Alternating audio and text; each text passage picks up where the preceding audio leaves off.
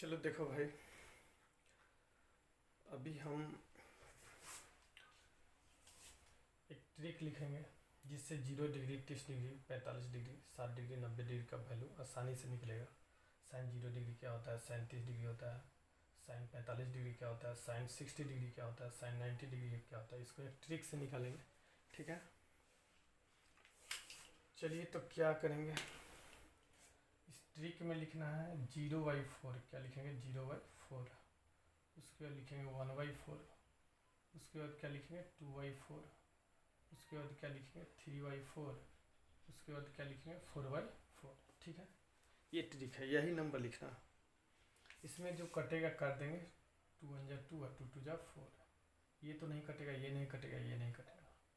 4 से 4 कट जाएगा, 4 1 जा 4। और उसके बाद इसमें रूट लगाएंगे, रूट रूट सब में रूट लगाना, ठीक है। चलिए इस तरह सब में रूट निकालें। अब इसी से टोटल वैल्यू निकलेगा, ठीक है। अब इसको ध्यान दो भाई। चलो देखो,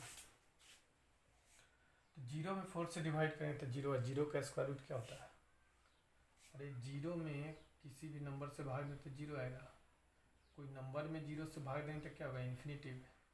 उल्टा आठ लिख दो, डू नॉट डिफाइन, जिसको बोलते हैं डू नॉट डिफाइन, ठीक है। तो देखिए इसका वैल्यू निकालने के लिए क्या किया हम, 0/4 लिखे, 1/4 लिखे, 2/4 लिखे, 3/4 लिखे, 4/4 लिखे। उसका जो कटा उसको काट दिए, उसका रूट सब में लगा दिए, है ना। इसी से आराम से 0 से 90 डिग्री तक का वैल्यू आराम से निकलेगा। तो देखिए, तो 0 में 4 से डिवाइड करेंगे तो 0 है। 0 का स्क्वायर रूट क्या होता है, 0। तो साइन 0 डिग्री का वैल्यू 0 हो गया। 1 का स्क्वायर रूट 1 और 4 का स्क्वायर रूट क्या होता है, 2। तो 1/2। साइन 30 का मान हो गया 1/2। 45 का मान निकालना, तो क्या, तो 1 का स्क्वायर रूट 1। 2 का स्क्वायर रूट क्या होगा, 2 का स्क्वायर रूट होगा 1.414। तो चलिए पॉइंट में नहीं लिखेंगे, डैश डैश बढ़ते जाएगा। तो जो पॉइंट में आएगा उसको रूट में रहने देंगे, है ना। तो 1/√2 हो जाएगा। इसी तरह 3/4 है, तो 3 का स्क्वायर रूट क्या होता है, 1.73205 डैश डैश। पॉइंट में आ रहा है ना, नॉन परफेक्ट स्क्वायर नंबर है, तो इसको रूट में रखेंगे। अब 4 का स्क्वायर रूट क्या होता है, 2। अब 1 का स्क्वायर रूट क्या होगा, 1। तो इस तरह वैल्यू निकला, वैल्यू निकल गया ना। साइन 0 डिग्री का 0, साइन 30 का 1/2, साइन 45 का 1/2, साइन 60 का √3/2 और साइन 90 का 1। बहुत आसान ट्रिक है।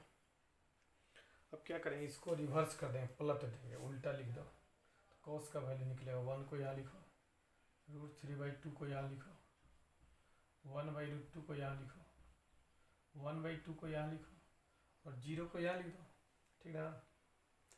चलिए तो कॉस का वैल्यू निकल गया। अब देखिए टैन का वैल्यू निकलना है, तो इसमें इससे भाग दे देंगे, डिवाइड कर देंगे। तो 0 में 1 से डिवाइड करेंगे 0। अब देखिए इसमें इससे डिवाइड करेंगे, तो देखिए 2 से 2 कट गया, तो 1/√3 नहीं होगा। अरे 1/2 में भाग देना किससे, √3/2 से। तो तो इसको भाग देंगे तो डिवाइड को मल्टीप्लाई करेंगे, 2 पर जाएगा, √3 नीचे, 2 से 2 कट जाएगा, तो कितना गया, 1/√3 आया कि नहीं। तो यहाँ लिख दे 1/√3। 1/2 में 1/√2 से भाग दें, दोनों सेम नंबर है, तो सेम नंबर को डिवाइड करते हैं तो क्या आता है, 1 आता है। जैसे 4 में 4 से डिवाइड करेंगे तो 1 हो जाएगा, नहीं। अब इसको डिवाइड करना है, √3/2 में 1/2 से डिवाइड करो, तो ये 2 से 2 कट जाएगा, तो √3/1। √3/1 का मतलब क्या होता है, √3, है ना। √3/2 में डिवाइड करेंगे 1/2 से, तो ये हो जाएगा √3/2। डिवाइड को मल्टीप्लाई करेंगे, 2 पर जाएगा, 1 नीचे, 2 से 2 कट गया, तो √3/1। √3/1 का मतलब √3। अब यहाँ 1 में 0 से डिवाइड करना है तो इन्फिनिटिव या डू नॉट डिफाइन लिखेंगे, है ना।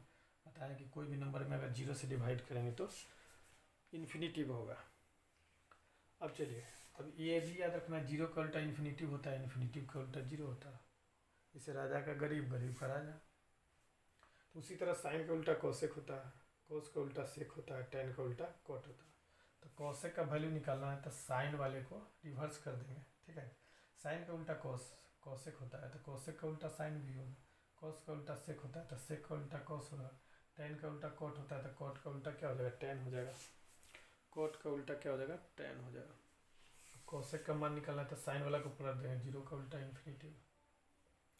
1/2 का 2/1, 1/√2 का √2, √3/2 का उल्टा 2/√3 होगा।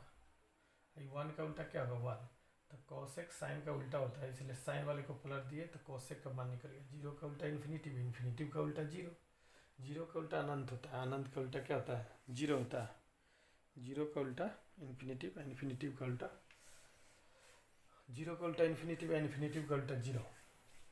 अब सेक का वैल्यू निकालना है तो सेक जो होता है कॉस का उल्टा होता है, 1 का उल्टा 1, √3/2 का उल्टा होता है 2/√3, 1/√2 का √2/1 √2, 1/2 का उल्टा 2/1 होता है, 0 का उल्टा इन्फिनिटिव होता है, ठीक ना।